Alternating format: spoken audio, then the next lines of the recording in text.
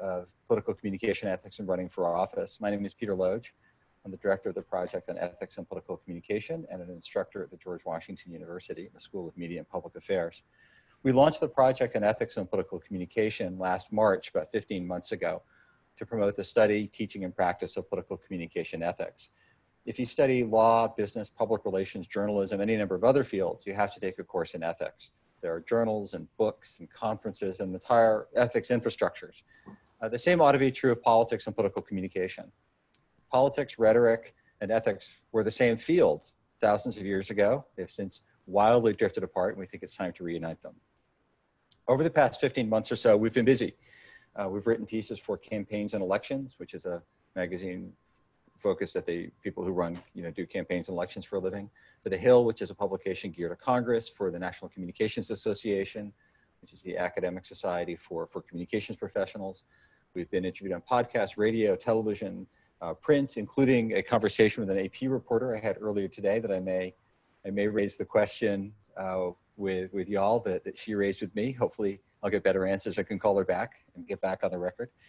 We've spoken at schools, colleges, high school kids, public events, conferences, organizations, all sorts of things all over the country in Oregon, Texas, Florida, Connecticut, elsewhere. We're working on a series of case studies with the University of Texas at Austin. Much more aspirational background, Jevin. I very much like that. The case studies are meant to be used in college classrooms, and we're working to expand those to be used in organizations as well. We've done online digital talks. We did one with Mo Ellethy, who's the former communications director for the Democratic National Committee, and a friend of his named Sarah Isger, who's also at GW and is a former communications director for former U.S. Attorney General Jeff Sessions. We did one with the head of the College Democrats and College Republicans at GW, who, by the way, share an office, which I think is pretty cool. We've done a 5-question series asking political professionals, pundits, students, and others the same 5 questions about ethics and political communication. We've done online conversations like this one we're hosting. A few weeks ago, we did one with Professor Mark McPhail, who's a rhetorical scholar at the University of Indiana, talking about race, racism, and the limits of rhetoric. We did one shortly after the pandemic closed the world about the ethics of running for office during a pandemic with a philosopher, a former member of Congress, and the head of campaigns and elections. And in August, Roman and Littlefield is publishing a textbook called Political Communication Ethics, Theory and Practice. We think it'll be interesting to people who aren't just students, but to anyone who follows politics. I'll be emailing around a flyer for that actually after this to everybody who registered can pre-order and get a 30% discount. It'll be the only book of its kind. Half the chapters are from academics writing about what one ought, running from the pre-Socratics up through Machiavelli and up through digital communication, digital politics, and speech writing. Then half the chapters are from political practitioners. A former senior staffer for President Obama in the West Wing, a former advisor to the Trump campaign, a Democratic and Republican lobbying team, and others writing about the practicality of ethics every day in working with in running for office. Coming up, we've got more case studies in the works. We're going to be working with more organizations. We're going to be working with more schools, doing more talks and more events. So stay tuned. All right, to today's conversation, a couple of logistics and I'll get into it. You'll see all of you are muted. That's intentional. It's not that I have anything against you. It's that I do have something against if you're typing or if there are ambulances in the background or the construction that is rampant in my and Professor Trullinger's neighborhood. We just want to keep that quiet for now. We're going to have a bit of a chat. I'm going to ask some questions of Jevin and the professor. We'll go back and forth for a bit. Then we'll turn it over to you. You could submit questions in the chat function. They'll come to me and I can read them, or I may just call on folks. We encourage hard questions. This is meant to be an honest and robust conversation. The second logistics thing I should point out is I'm advising informally and casually Jevin's campaign. This is not a campaign event. I very much appreciate him not having his campaign Zoom background up. This is an opportunity for all of us to have a frank and honest conversation about the challenges of being competitive, being partisan, but also staying above the fray. And not staying above the fray, but being ethical. Okay, so with that, I want to introduce our guests and get into the conversation. The first is Professor Joseph Trullinger, whose name I'm almost certainly mispronouncing, having asked for the correct pronunciation. He's an assistant professor in honors and philosophy here at GW, PhD from Kentucky. His dissertation was The Hidden Life of God, Kant and the German Idealists on Ethical Purity. His research interests have since moved on from strictly Kant, and then it goes up through 20th century philosophers, and those who envision, as he writes it, a society defined by inclusivity, fairness, and self-determination. He teaches a couple of cool sounding courses at GW that I'm desperate to enroll in, or at least crash if I'm allowed to.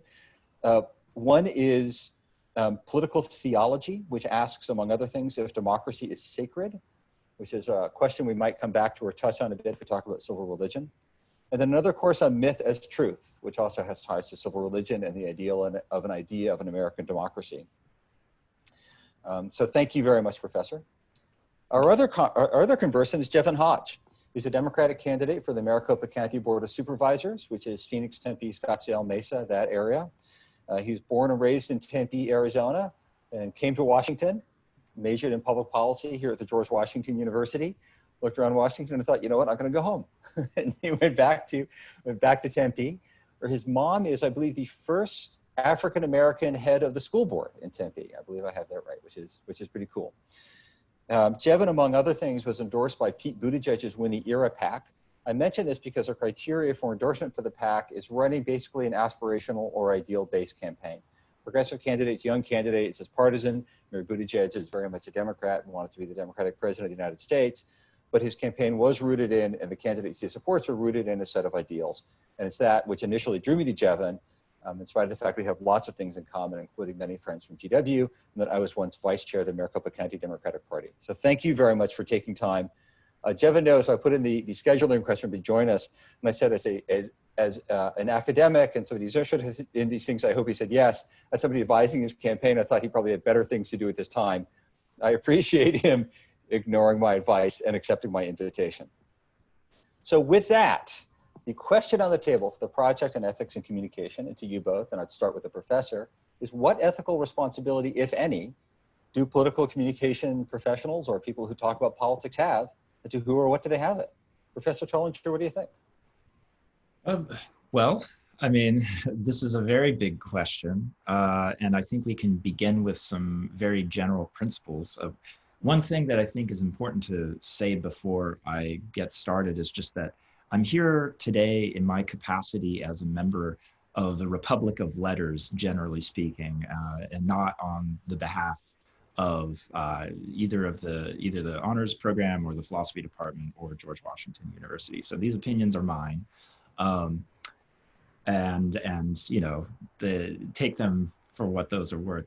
But I'd say one of the biggest general principles we can begin with is the idea of democracy itself. And I think one of the most important things to remember that we tend to forget is that democracy is, sadly, still a kind of ideal that has never yet fully existed. We can talk about who has been excluded from democracy throughout history and throughout world history, throughout the history of this country. But I think a great deal of danger lies in the idea that we are already democratic in some kind of unproblematic kind of fashion or way. I think thinking that thought leads us to overlook, forget, and neglect the voices of a lot of people. So I'd say that one of the first and foremost things that a person has to remember is that they can't just rest with the pre-existing practices and structures that they inherit. They have to be actively looking for ways to try to improve them towards that ideal. So I'll just kind of start with that, and then I'd be interested to hear what others have to say. So Jevin, as somebody who a young African-American running for elected office, you're one of the part of a group of people that's largely been excluded from democracy, and something you wrote about eloquently in Medium recently. What ethical responsibility do you have as a candidate? I deeply appreciate this question. Thank you, Professor Loge, and thank you, Professor Trullinger. I'm actually going to build off of everything that you've said here. And when you think about ethics and communication, right? First and foremost, if you're communicating a message, you need it to be as true as possible, right? That's filled with integrity and provides a pathway, right, for folks to either find out more information or receive all the information that they need. When you tie that into politics, it is the obligation of the candidate, of the political practitioner, of the political professional, or the media to provide the highest standard of ethics. And the reason being, and there's a lot of nuances that are we have to factor in.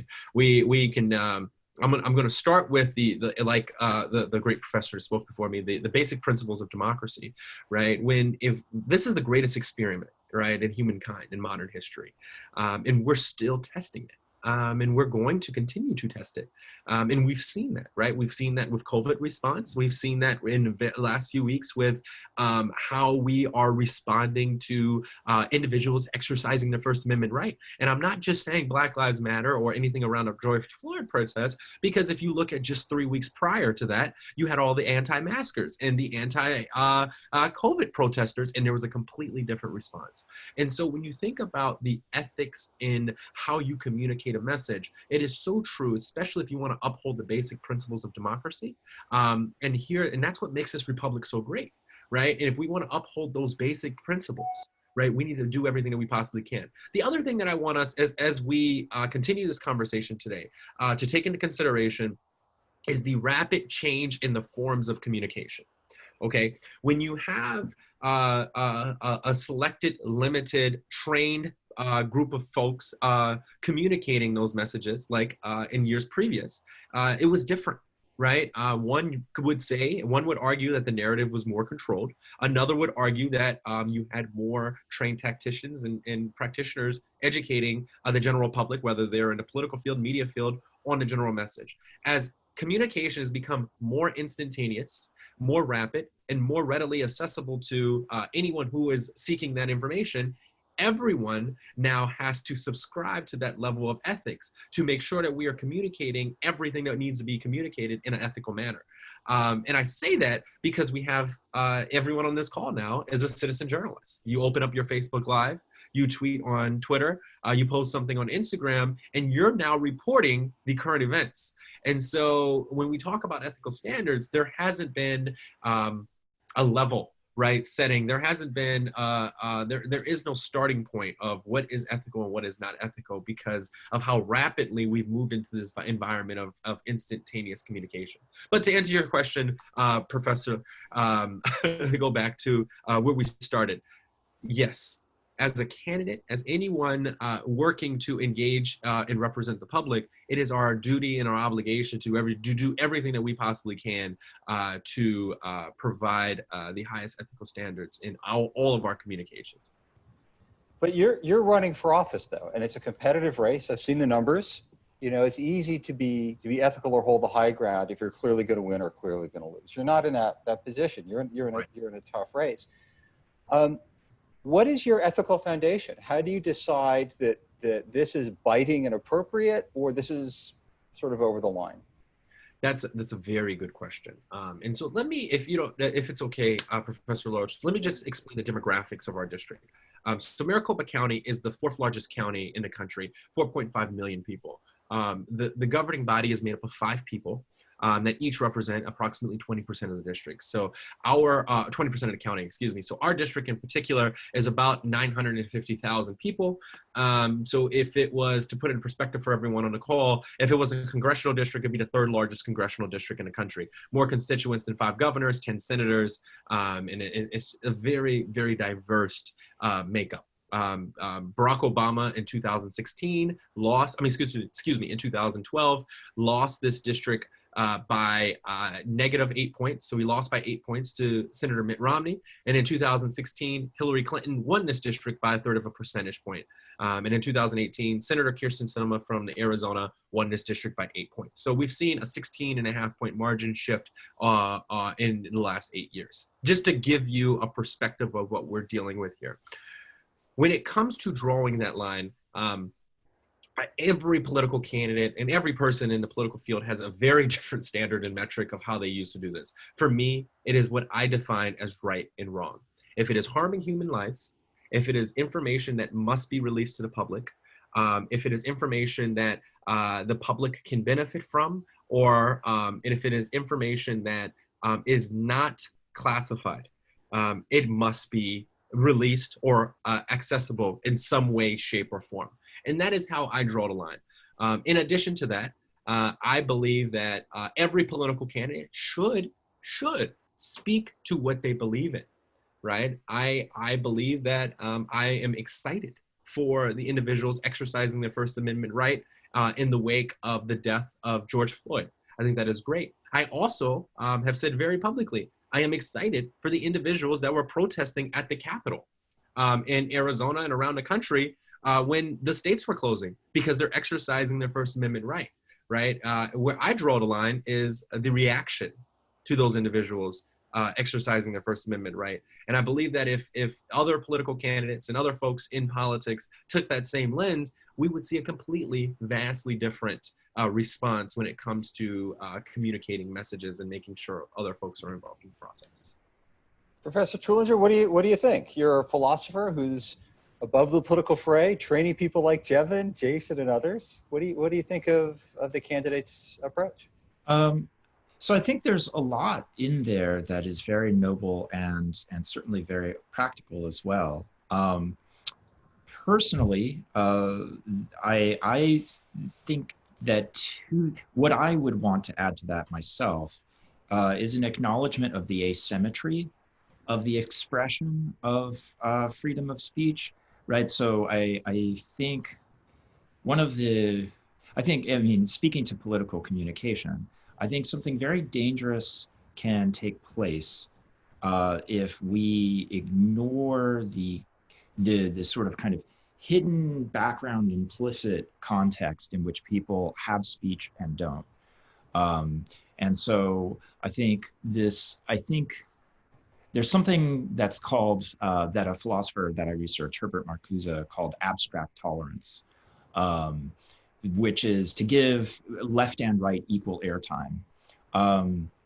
And he argued that this was fine if you to live in a kind of ahistorical utopia that was already a totally just society where everybody had a chance to speak their mind. Of course, you can give, these vile views a kind of airing because they aren't incitements to some kind of horrible repressive action.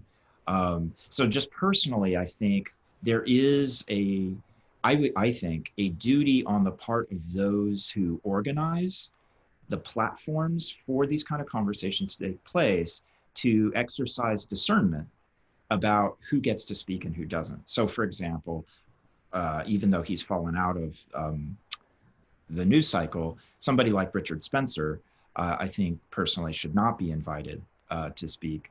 And my basic argument for that is, the argument always goes, let these people speak so that then sunlight will be the best disinfectant, their views will get discredited.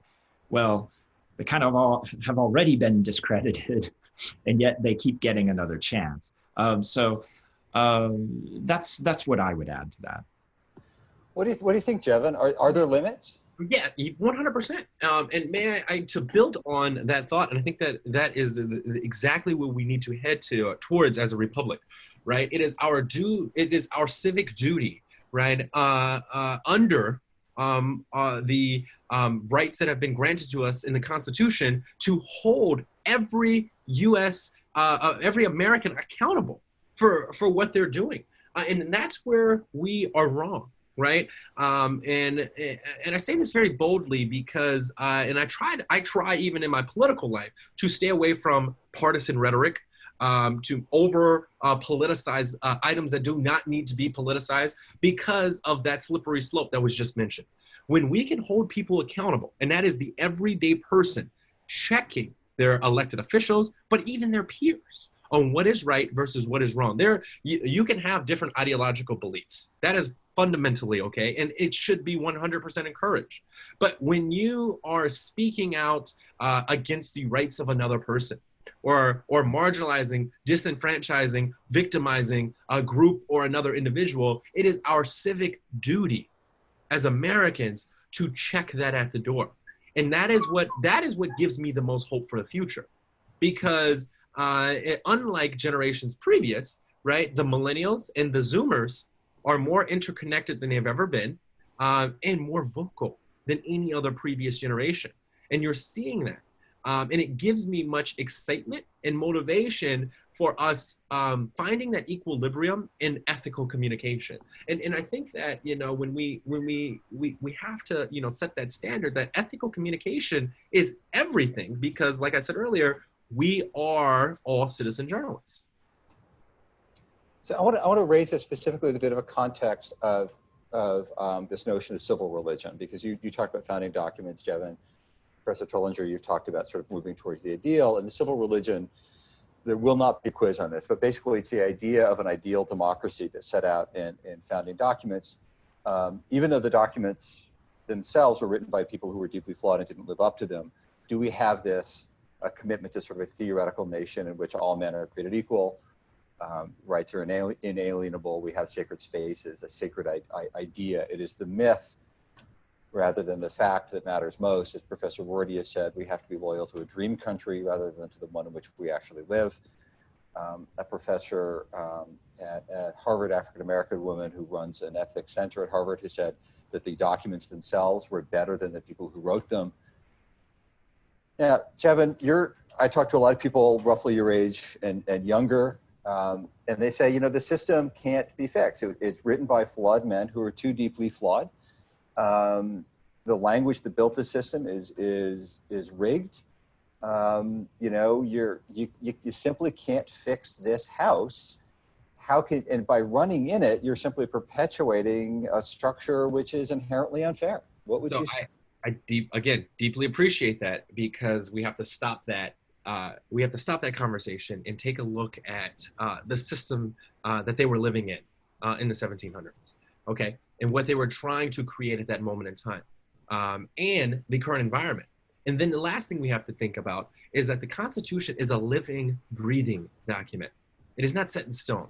And the reason why, and anyone that says the Constitution is set in stone, I fundamentally do disagree with them, simply because we have institutional measures in place to amend that document, to amend to amend our quote unquote beliefs. Because that is the great premise of this experiment that we're experiencing right now of democracy.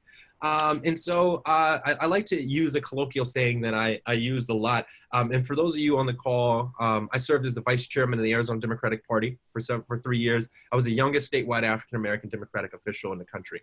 And I'm only saying this simply to set context. The progressives thought I was too moderate. And the moderates thought I was too progressive, just so you can see where I was at. Several friends on the other side of the aisle that I agree with and I have great relationships with, and up and down the political environment. And I say that because when we talk about dismantling a system in which we're living, think of it like a house.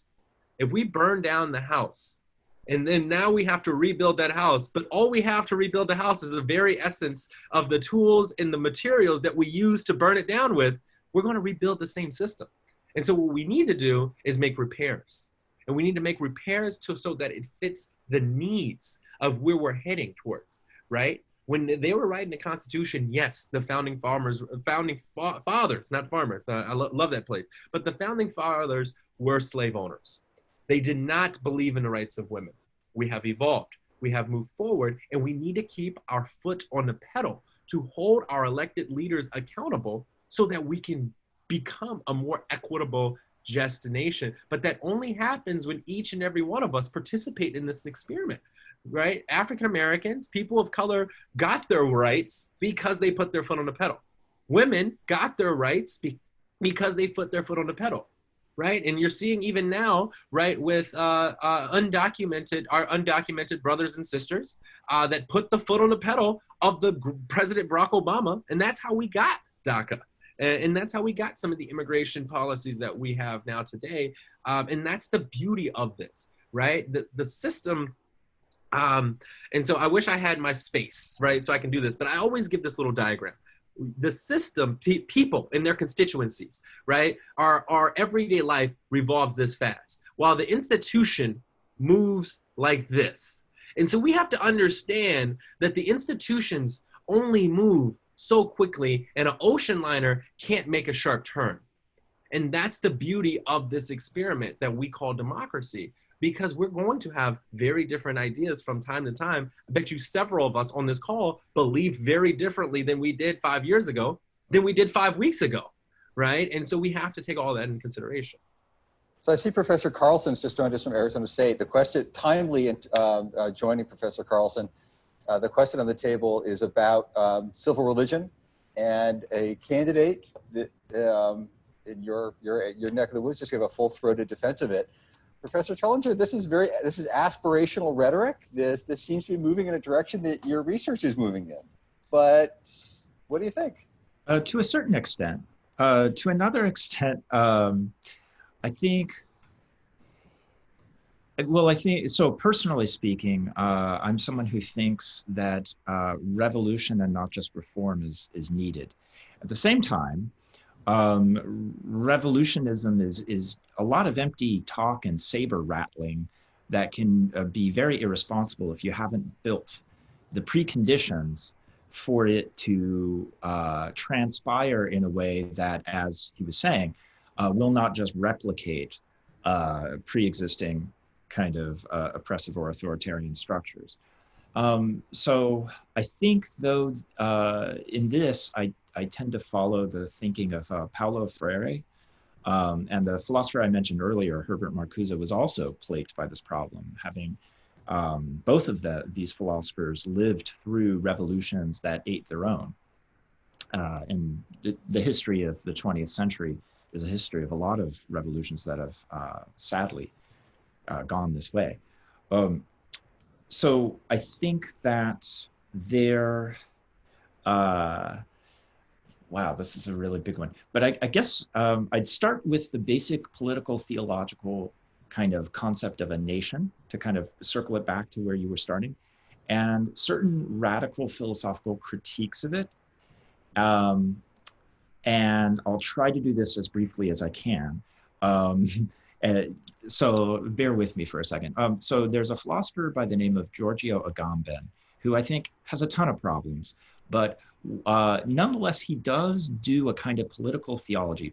Political theology, just very basically for those who don't know, is this field of study that's interdisciplinary that argues that politics and religion parallel one another. And so political concepts have hidden theological background and vice versa. Religious concepts can draw from politics. So what does it mean to call God the King of Kings, for example, right? Why use that political metaphor? So Agamben argues that there is a problem with the nation altogether. So think of the etymology of the word nation. It comes from being born. You are born somewhere. And we were mentioning those people who are paperless or don't have documents. So you can talk about greater inclusivity and democracy for those within a nation who are born in it, but then there's somebody who's going to get excluded. And this kind of person is, to use an obscure Roman legal term, the homo sacer, the person who you can do anything to, and which very sadly we are seeing in these detention camps. These are people who fall between the cracks. It's very, very sad from a kind of cosmopolitan perspective, what is happening to them. Now, I'm sure that probably most people on this call share a kind of sympathy and concern for the plight of those who are detained in those places. But that does sort of raise a kind of issue with the whole idea of states and nations just altogether. Now, that's a huge, gigantic sort of discussion, but it does mean that we maybe want to also still be a little wary of thinking that the American experiment is exhaustive of the right sort of method for aspiring towards a kind of ideal, because like any nation, it's going to have to cut people out of borders. Now, that all being said, we have to work with a system that we've got. And here's where I think Angela Davis puts it way more succinctly than I have been doing. So she has said recently, I mean, she's a radical philosopher, if anyone is, and she was a student of Marcuse's.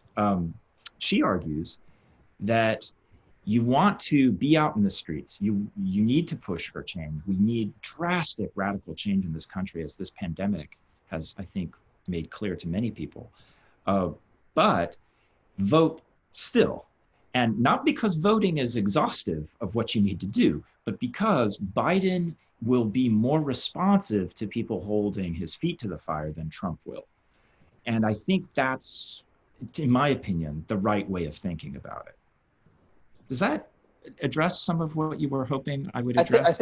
I think that does. I think that does, and it brings it back in a really good way, because we're getting 30,000 feet, which I thoroughly enjoy, endlessly enjoy. But it's good to get it grounded a little bit. And Jevin, I have incredible amounts of sympathy for you being attacked from the left and the right. Having worked in Democratic politics in Phoenix, there was a whole lot of no, that's not what we meant. How do you? Professor Trullinger began to get at this, operationalizing the ideal, sort of making an ideal notion of a civil religion like just a day-to-day of a campaign. How does that philosophical view inform how you write talking points, who you talk to, what tweets you put out, like the basic mechanics of running for office? You're just hitting it on the head today. Before I go any further, I would like to just take a point of personal privilege, if I can, Peter. Professor Carlson, familiar with your work in the Arizona State University Department of Religion and Politics and Political Philosophy. Thank you from the great State 48 for all that you are doing. We have President Monica Trejo of the Tempe Elementary School District Governing Board, who is joining us, and my colleague, Corey Barenbrugge, who I have deep, extensive political conversations that are filled with philosophy with. And so I'd like to acknowledge folks who have come to support, or we come from the same cloth, and just very grateful. So thank you all for joining today. It's different for me. And I can't speak for everyone else, but I deeply, deeply value the philosophical understandings. So let's bring it really home for GW. But Dr. Stephen Keltz and I would debate this for hours on end when I was a student at GW. And we would talk about this because when you think about the very essence of the American democratic experiment, right? You cannot understand any of this without understanding Locke, right? And you have to know Locke to know Madison, and you have to, and it's just a constant evolution of all of this. And so when I think of everything that I'm thinking about, I truly break it down to that level, right? When people are looking at preserving their homestead, and they're looking at protecting their communities, are they looking to do so from the lens of, I need to do everything by myself, and then as a result, we will take care of everyone else? Or I have some and everyone else has some? And that's and that's for all the philosophers on the call today. I deeply apologize for the oversimplification of John Locke. But when you're crafting a tweet, that's how we have to think about it. Or when you're crafting it's really a tweet, because even our press releases have to fit into a tweet. And so that's how we have to communicate, because the attention span of the average adult now is 7 seconds. And so we can't communicate in long form communications. But that's the very essence that we take when we think through this, right? And it has to be very calculated. And I'm going to give you a very tangible example. I sat and thought about this for a while, and then I came to the decision that I must speak. And it was, we had a Scottsdale City Council member that mocked George Floyd's death. And it was horrific. It was horrendous. A part of me was saying, don't comment on it, Jevin. You got a lot of people that get angry by it because of the makeup of your district. And it's not in your district, Jevin. You don't need to worry about this. It's not in your district. Other part of me says, this is fundamentally wrong. And you need to speak out and hold people accountable when they are doing wrong. If you look on my Twitter and my recent statements, you'll know which side I took. But it was that lens that we have to take. Because with every message that we communicate, we are going to win some people over and we're going to lose some people. And we have to always understand which are we going for at that moment in time. who are we trying to communicate to, and what message are we trying to get across? And like, that's really what it comes down to, Peter. For me, it's taking those very oversimplified philosophical principles and factoring that in. When I talk about business development, I piss off a lot of people, excuse my French. I make a lot of people angry that are to the left of me. Because, you know, I'm speaking my values, and I'm speaking my philosophical principles, and I'm speaking what I believe is right in that moment. And when I speak about social justice, the same for folks to the right of me. And I believe at that moment in time, it's what needs to be done. So you actually come around to a good question that was asked by somebody here. If you have questions, shoot them in through the chat. But Jason raises a good question. Does a civil religion which acknowledges the sins of America's past necessitate a societal shift from individualism to communal responsibility? Jevin, this seems to get at your point of, are we individuals looking at the community, or are we community first? What do you think? Professor? Jevin? Professor, would you like, I spoke first last time. Would you like to take this one and I'll jump in? Yeah, I'll try to say some stuff that pertains to that. This is a tough one. So part of it is, you know, we can't tell the story of the founding of the United States,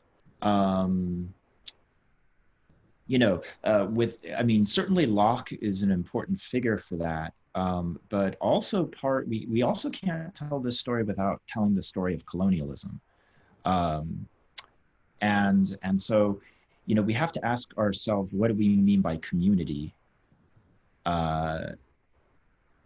Sorry, I believe that maybe my computer might have glitched. Did everybody hear that? Yep. Okay. We have to ask ourselves, whose community? You know, you have states such as Oregon, which were founded out of some pretty sketchy white supremacist inclinations.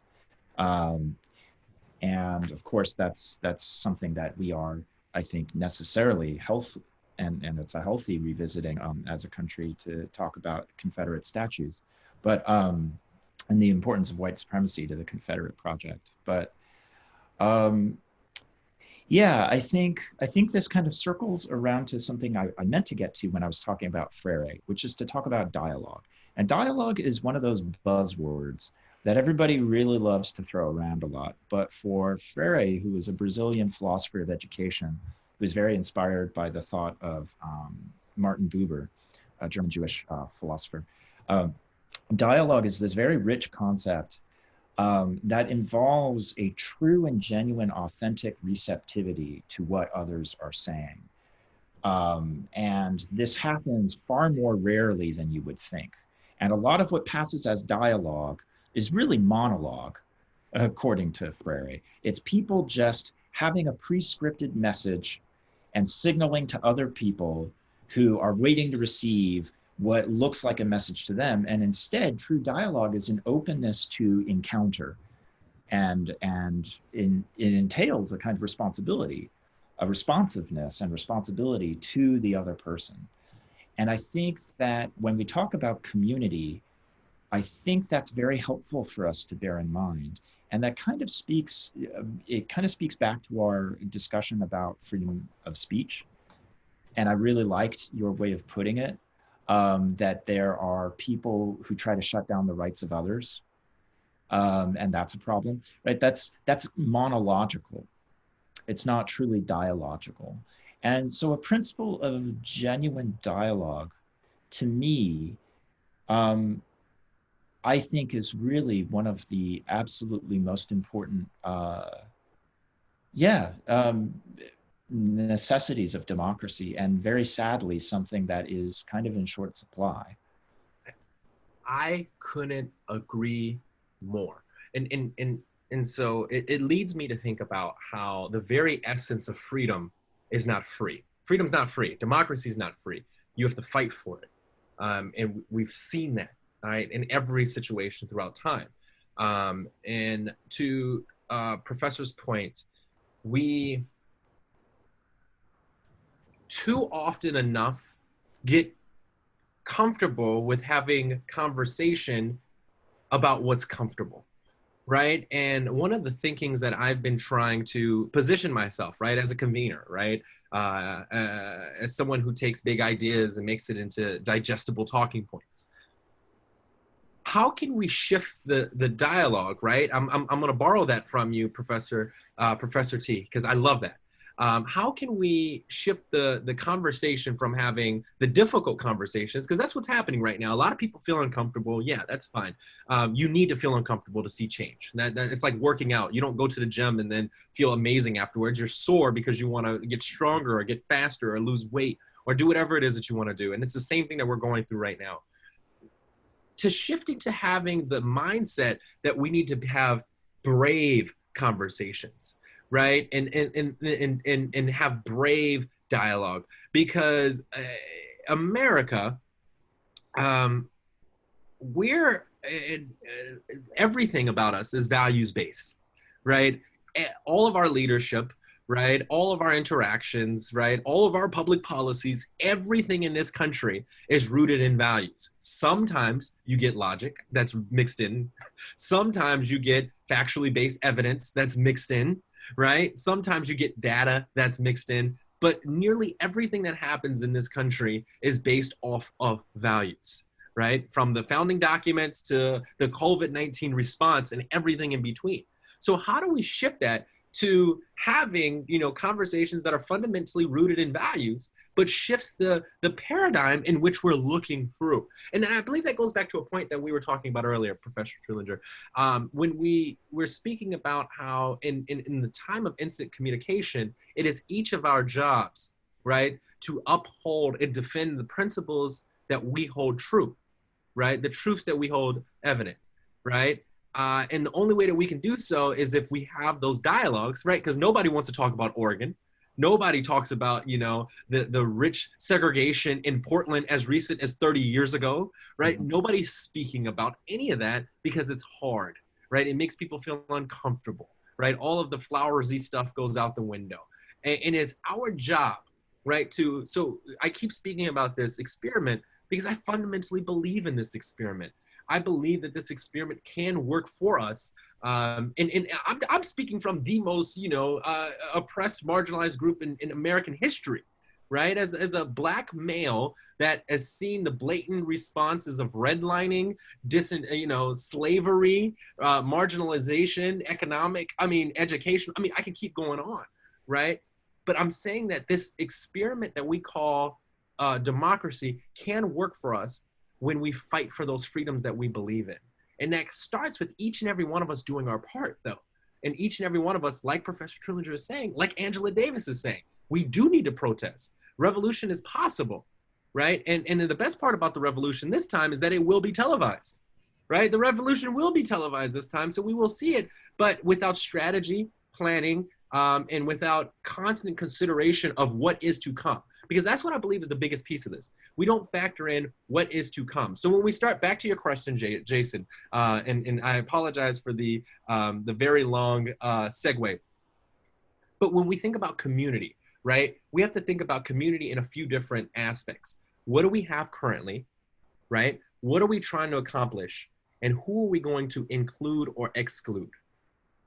And when you're trying to build a community, right, the latter should never be possible, right? We're not trying to exclude anyone, right? But in every community that has been built in this country, from the community of the framers down to the community of slave owners, down to a police union, right? They have those principles in mind. And I would say that the philosophers on the call would argue that there are a few more that you should add in, but those are the things that we have to think about. So strategy is so important when we're doing anything as we're trying to move forward towards progress. Sorry for the long-winded answer, but that's kind of what's living up here. So Professor Carlson, I know wants to weigh in, and I should say before he does, I cannot highly recommend his 2017 piece enough, Losing Our Civil Religion. Really a terrific look at civil religion and American political discourse circa 2017. So Professor Carlson, what do you think? Thanks very much, and apologies for missing much of the earlier conversation. I pledged to on a Bible of Civil Religion go back and watch the everything that I've missed up until this point. And also really great to be on the call with you all, and Jevin in particular. Good luck to you out here. As soon as the social distancing constraints and the COVID situation in Arizona starts to let up, I hope to have a chance to meet you in person. I thought I would come in on one of what I thought was the original question that Jason, I think it was, who was asking, is about it was about having to do with this, where the community is, or does the balance between the individual and the community with respect to civil religion. Was that the gist of the question? Yeah. So I think this is a really interesting point, and that something that we're seeing certainly play out in all the debates about, who's right to obligation to wear a mask, et cetera. I go back to something that Robert Bellah talked about, who is the principally responsible for kind of putting forward the idea of American civil religion. And if you read his and his colleagues' work called Habits of the Heart many years back, what he was trying to do is to recapture these languages of collective commitment, biblical prophetic religion being one of them, and civic republicanism being another one, present from the founding, from the beginning, as countervailing forces that are incredibly necessary, important, vital, and constructive to mitigate against the effects of this kind of massive expressive individualism, and also a kind of perfunctory, very economic, crass, market-based kind of individualism. I get mine, et cetera. So, all of those are present from the beginning with the founders, with, you can trace them all back. And I think it is valuable to, really think about, for Bellah, the principal elements of the American civil religion were emphasizing the collective responsibilities, duties, citizenship. What are the things that call us to higher truths, and things like that, and that are really asking about the nature of the community. And so this seems to me very, very relevant for any political official who's trying to make a case that says it's about all of us. What is it that holds us in common? What do we share? What do we affirm together? And how do I reach you someplace where you are? I mean, Jevin says you got to start from where you are. Okay, how do I reach you? Where are we? Well, what are the traditions that we have available to us? I think one of the things that's really interesting about American civil religion is that over time it accrues. It is inclusive in the sense that, yes, it may have started off with a kind of biblical framing that you can put in the language, you find in the language of Winthrop or others, or the civic republicanism of the framers. But people add to it over time, and Philip Gorski's book is a very good articulation in history of what that looks like to add. So I think one can recognize that sometimes what sound like kind of conservative or traditional discourses, and discourses that, to be clear, I mean, if you're talking about the framers, of course, the framers were steeped in all sorts of assumptions about race, all sorts of institutions and practices that we rightly deem abhorrent today.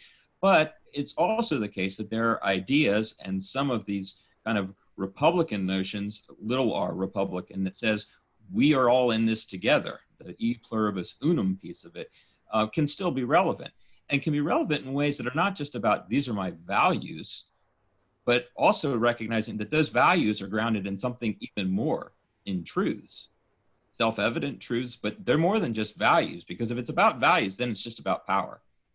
You got your power, I got my power, you got your values, I got my values. But when you're talking about truth, you're making a claim to truth, which the Declaration does and others. It doesn't get it all right, but it's certainly making that kind of claim. Then you've got something a little bit more than your adversary, and you're inviting them to be part of the truth, and to say why, inviting them to say, well, if I disagree with you, this is why I think you are not true. And intellectually, that's a much easier debate to win, I think, over time. Can I add something to that? Yeah, please do. Actually, before you do, with the eye of the clock, we've got 5 or 10 minutes left. So please, Professor Trullinger, anything you wanted to add to Professor Carlson? Any closing remarks? I'll go to you, Jevin, for any closing thoughts, and I'll wrap it up. I just kind of say this. I think, there is also some well, not maybe civil religion exactly, but political theological sort of talk to be had, not just about values and about power, but money. So part of my research is Latin American liberation theology, and also Black liberation theological scholars such as James Cone and Martin Luther King Jr. And so if you look at the history of these interpretations of the Christian tradition, they are very, very critical of the idea of money itself, the commodity form. They're socialist. So there's this idea that capital or wealth is itself an idol, something that is worshipped and seen as unproblematic. And it's a construct of our own creation that we forget is contingent and can be changed if we wanted to. And that's almost the definition of an idol from the prophet Isaiah. So there's a kind of global utopian vision laid out by the prophet Isaiah, where nation shall not lift up sword against nation. And when we talk about civil religion, I think we need to talk about it in these sort of world historical contexts of wealth and how certain countries have more wealth than others, and why those who are in power. And when you begin to look at things that way, the story about values begins to take on sharper relief, and you can then begin to have, I think, a richer but also braver, I like that way of putting it, braver conversation about the decisions that need to be made and community.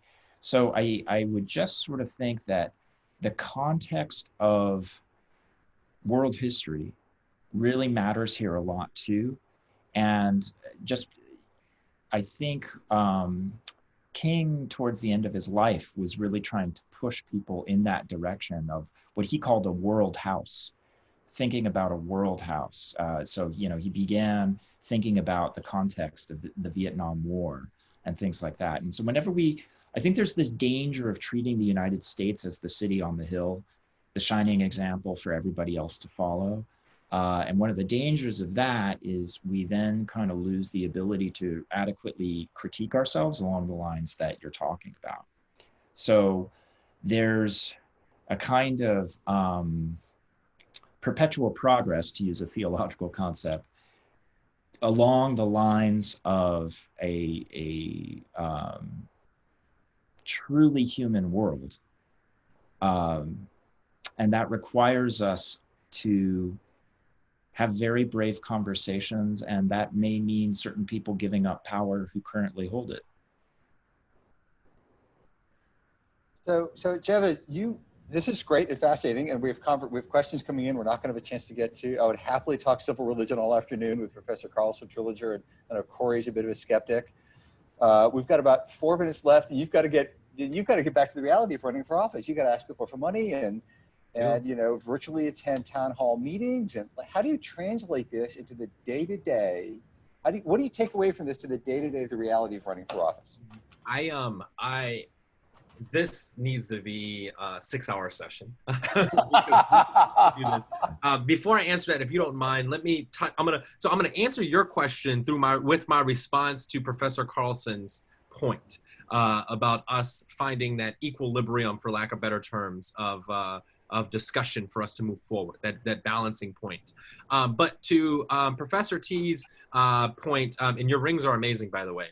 To Professor T's point, I challenge everyone on this call to reread the March on Washington speech, because I Have a Dream speech is what was told to us. And that was the perception of history that we were taught. I dare you to reread that speech, especially in current times, and you'll see difference. I also challenge you to read Where Do We Go From Here? Chaos and Community. And that leads me to bring up one of my favorite quotes from that book, and I had to pull it up, but a true revolution of values will soon look uneasy on the glaring contrast of poverty and wealth.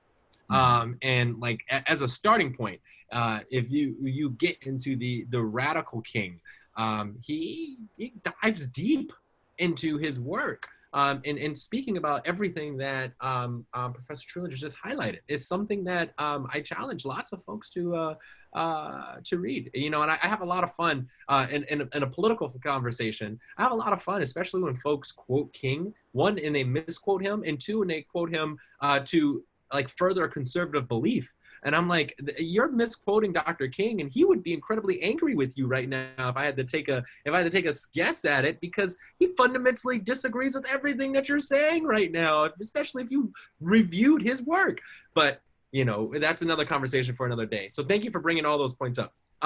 So Peter, Professor Loge, I would say it's finding, and back to answering Professor Carlson's responding to his point. You're never going to agree with everyone all of the time. In any relationship, right? In a friendship, in a marriage, you know, in a relationship with your brother and your sister and your mother and your father, you're never, in a relationship with your community, you're never going to agree with anyone 100% of the time. But that starting point is identifying where is that 1% we can agree on that we can build upon.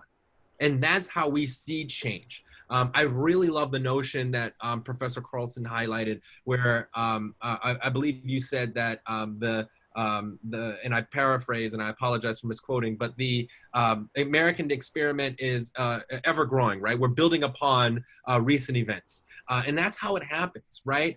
Because when I am elected, and I fully intend to be elected on November 3rd, when I'm elected, I'm going to represent 100% of the population, not the 50% plus one that voted for me. Okay? And you have to understand that. And where lawmakers get wrong, fundamentally, is when they walk in with the viewpoint that they're governing the people that agree with them. And that's just not what happens. That's not how it works.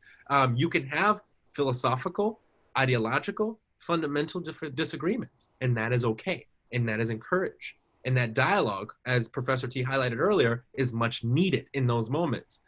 But where we have to, as someone who's campaigning or somebody who is governing, has to understand, and to answer your point, Professor Loge, you have to approach every situation knowing that this is not going to be the perfect conversation. And everything that you're going to say is not going to be well received always. And you have to stay true to your morals and your ethics. And when you do that, and one thing that we haven't talked about on this entire call is authenticity. When you are truly authentic to who you are, and you're truly authentic to what you believe in, although lots of people may not agree with you, you will likely earn their respect. And that's where I have found my success. It's the fact that folks like Paul Ryan, when we were working on the budget deals, when I was at the Campaign to Fix the Debt in 2013, talking to him about what the future of debt reconciliation looks like, didn't agree with me at all. But as a young person challenging his values, right, we developed a relationship out of that, right? And so on and so forth. And that's how we find unity, and that's how we move forward. And I'm gonna leave you with this, since we're talking about Dr. King. Dr. King says that the moral arc of the universe is long and bends towards justice. But the only way that that moral arc bends towards justice is if each and every one of us pulls on it. So we as philosophers, as individuals that are studying the political discipline, that are enacting and politics and engaging in government, we need to do everything that we possibly can to hold everyone accountable and pull on that moral arc so that it does bend for a more equitable, just America. Because we're on the cusp of it, but we just need to make sure that we're all applying the pressure in the right way that is meaningful, that is going to move us forward. Thank you for this conversation today. Thank you so much, Jevin. I got a note from Corey saying he's not skeptical of civil religion. He's afraid we're losing it. So I don't want to misrepresent Corey. Thank you very much, Jevin. Thank you very much, Professor Trullinger, Professor Carlson, for jumping in, for all of you for participating. This will be posted online. Clips are going to be posted as well on social media. Follow the Project on Ethics and Political Communication on Twitter, on LinkedIn, on Facebook. All of you keep in touch. And really, thank you all very much. I learned a tremendous amount. So thanks all. Have a great weekend. Be safe. Thank you.